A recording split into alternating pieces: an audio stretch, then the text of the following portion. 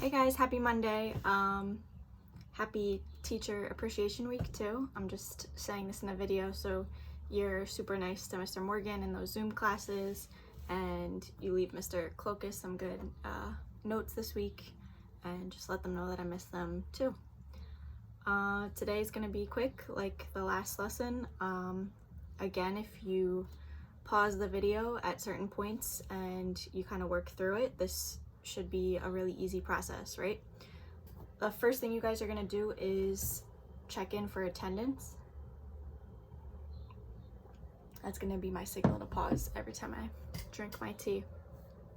Attendance has been an issue lately, so remember, when you log in and you go to Google Classroom, you are going to the stream and it says at the top, like whatever the date is, it says that it gives you a step-by-step direction of the class, like what's gonna happen, and it says to write here in the comments below.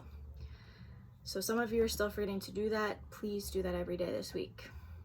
All right, first up, we're gonna go play our little vocab game. I'm playing too. We have 5 minutes to practice the words for this week. The words are savvy, appeal, incredulous, hesitation, and rebellious. Also, I had sent an email to anyone that did not submit their quiz from last week.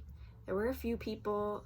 They're just gonna have to go in as missing assignments if you guys don't hit submit for that quiz. Okay, but most of you did it and you actually did like a really great job. For example, let's talk about our average for pace. You guys had about a 70% average for the vocab, so it's pretty much where we want to be. All right. So hopefully you guys paused the video and you practiced your words for 5 minutes. Now we're gonna work on our journal for today. So after today's reading, we're really gonna be focused on Pony and Cherry and how quickly we see them start to befriend each other and have this trust for each other. Your question today is, when do you know that you can trust someone? Tell me about a time when you first trusted a friend with information from your life. You may not remember the exact moment or the exact time, but try to think generally, like how do you know when you can or cannot trust somebody? The last question is, was this a good or a bad experience for you? Some of us can look back at times where we shared things with other people and maybe we wish we didn't.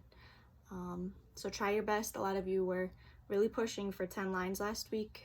And remember, if you can't fill the space with the journal prompt, you can write about whatever you want. I would love to hear what you did over the weekend. I know it was really nice outside. I got to go see my parents from afar in the driveway, but I got to go outside, so that was nice. All right, hopefully you paused and you are back at it with me to start the reading. If you are not pausing this video, it's gonna be moving extremely fast, right? We're only 3 minutes into the lesson and we are already on our last slide for the day. All right, today we have 4 questions to answer while we read. Question number 1 says, what motivates characters to join the gang or to join gangs?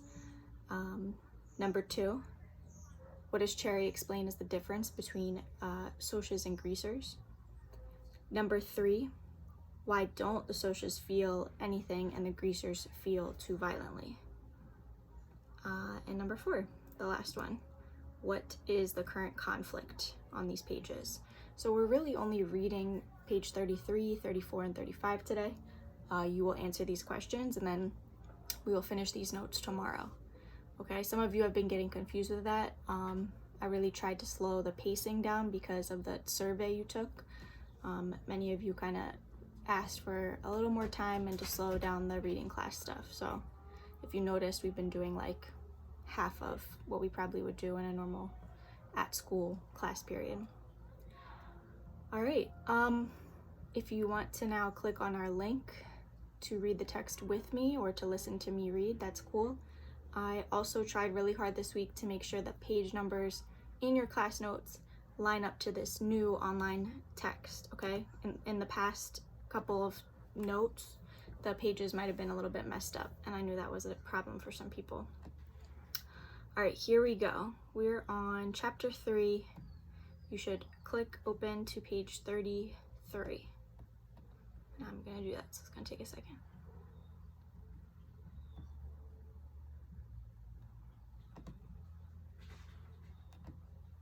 Okay, here we go.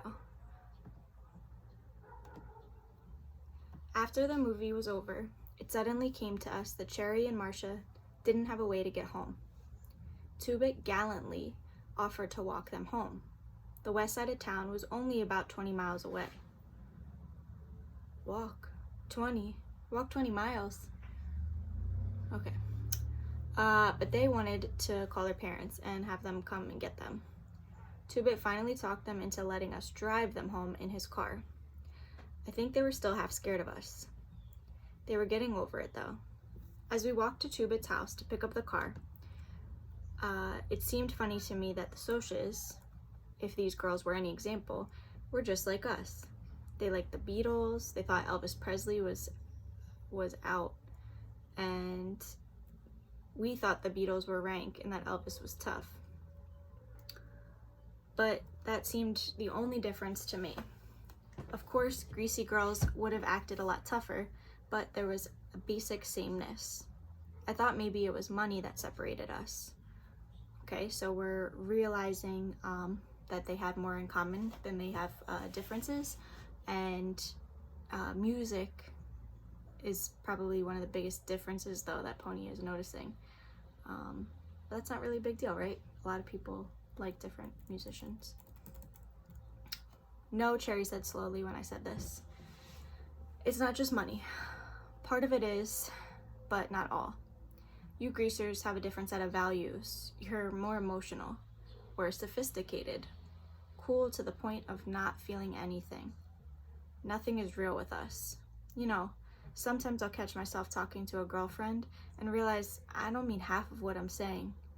I don't really think a beer blast on the river bottom is super cool, but I'll rave about one to a girlfriend just to be saying something. She smiled at me. I never told anyone that. I think you're the first person I've ever really gotten through to. Okay, so Cherry says the difference between the greasers and Socs is that the greasers feel things. This seems to be something that Cherry might, wish for herself. She says things without meaning them. Kind of seems like fake to me, like bragging about a party to your friends and you don't want to be there. That's kind of fake, right? So you guys should stop and copy from that paragraph, okay? Again, it was on our first page, our second paragraph. So on page 33, the second paragraph, that is our answer to number 2. She was coming through to me all right, probably because I was a greaser and younger, and she didn't have to keep her guard up with me. Rat race is a perfect name for it, she said. We're always going and going and going and never asking where. Did you ever hear of having more than you wanted so that you couldn't want anything else, and then you started looking for something else to want? It seems like we're always searching for something to satisfy us and never finding it. Maybe if we could lose our cool, we could. Again, if you wanted to add anything to number 2, she's basically just saying that they act this way and they're so different because Socs don't need anything. They have all the money and wealth and things that they could want. So it kind of just causes them to be emotionless. She also brings up that idea again about the phrases losing your cool. She's saying that greasers can act aggressively, violently, emotionally. And that's actually something that's healthy and good. It helps you to process your emotions, to sometimes, just deal with things in your life, and she can't do that. She can't lose her cool. She has to be a perfect little soch all the time. All right, lots of things we could pull for number 2, but let's keep moving. We're on page 34 now. That was the truth. Soches were always behind a wall of aloofness, careful not to let their real selves show through. I had seen a social club rumble once. The Soches fought coldly and practically impersonally. That's why we're separated, I said. It's not money, it's a feeling. You don't feel anything, and we feel too violently. So number 3 says, why don't the Soches feel anything and greasers feel too violently? We can stop for a second and answer that. So having money for the Soches means that they don't want for things, they don't have like a need for anything, and that causes them to be not emotional. Okay. And she was trying to hide a smile. That's probably why we take turns getting our names in the paper. Tubit and Marcia weren't even listening to us. They were engaged in some wild conversation that made no sense to anyone but themselves. I have quite a rep for being quiet, almost as quiet as Johnny. Tubit always said he wondered why Johnny and I were such good buddies. You just make such interesting conversation, he'd say, cocking one eyebrow. You keeping your mouth shut and Johnny not saying anything. But Johnny and I understood each other without saying anything. Nobody but Soda could really get me talking until I met Cherry Valance. I feel like there might be one more line we can use for number 4, but starting to talk to a girl that belongs to the opposite gang as you do, that might be a problem. This is giving me major Romeo and Juliet vibes, right? Soches and greasers aren't meant to mingle with each other, and he's saying on page 34, saying this girl is the first person to get me talking. So this could be for number 4, the conflict. Ponyboy is having feelings for this girl. It's probably not a good idea. All right, I don't know why I could talk to her. Maybe for some reason, for the same reason she could talk to me. The first thing I knew, I was telling her about Mickey Mouse, Soda's horse. I had never told anyone about Soda's horse. It was personal. Soda had this buckskin horse, only it wasn't his. It belonged to a guy who kept it at the stables where Soda used to work. Mickey Mouse was Soda's horse, though. The first day Soda saw him, he said, "There's my horse," and I never doubted it. I was about 10 then. Soda Pop is horse crazy. I mean it. He was always hanging around the stables and rodeos, hopping on a horse every time he gets the chance. When I was 10, I thought that Mickey Mouse and Soda looked alike, and were alike. Mickey Mouse was a dark gold buckskin, sassy and ornery, not much more than a colt. A colt is like a baby horse. He'd come when Soda called him. He wouldn't come for anyone else. That horse loved Soda. He'd stand there and chew on Soda's sleeve or collar. Gosh, but Soda Pop was crazy about that horse. He went to see him every day. Mickey Mouse was a mean horse. He kicked other horses and he was always getting into trouble. "I've got me an ornery pony," Soda would tell him, rubbing his neck. "How come you're so mean, Mickey Mouse?" Mickey would just go and chew on his sleeve, sometimes nip him, but not hard. He may have belonged to another guy, but he was Soda's horse. "Does Soda still have him?" Cherry asked. "He got sold," I said. "They came and got him one day and took him off. He was a real valuable horse, pure quarter." She didn't say anything, and I was glad. I couldn't tell her that Soda bawled all night long after they came and got Mickey, and that I had cried too, if you want to know the truth, because Soda never really got what he wanted, anything except a horse, and he'd lost his. Soda had been 12 then, going on 13. He never let Mom and Dad know how he felt, though, because we never had enough money, and usually we had a hard time making ends meet. When you're 13 in our neighborhood, you know the score. I kept saving money for a year, thinking that someday I could buy Mickey Mouse back for Soda. You're not smart at 10.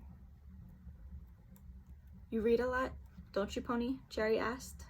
I was startled. "Yeah, why?" She kind of shrugged. I could just tell. I'll bet you watch sunsets too. She was quiet for a minute after I nodded. I used to watch them too, before I got so busy. I pictured that, or tried to. Maybe Cherry stood still and watched the sunset while she was supposed to be taking the garbage out. Stood there and watched, and forgot everything else until her big brother screamed at her to hurry up. I shook my head, and it seemed funny to me that the sunset that she saw from her patio and the one that I saw from my back steps was the same one. Maybe two different worlds we lived in weren't so different. We saw the same sunset. All right, so we're gonna stop there before our new characters enter the scene. So we didn't really answer 1, so I'm just gonna put skip underneath it before I load it for everybody. So don't worry about 1 and why people kind of have joined these gangs. That wasn't specifically mentioned on this page. But you should have answered 2, 3, and 4. Another thing that I keep noticing is when I'm telling you to stop and copy a quote to use it for your answer, you guys aren't. You're just kind of writing your own thing. For stop and jot answers, you need to provide an answer and evidence. It's basically like 2 points for each. All right, so take your time with that. It's only been a 15-minute video, so you should have the other 45 minutes of class to work and hopefully get this turned in on time. All right, reach out to me today if you need anything on Remind or on Google Classroom, and I miss you guys. I'll see you later.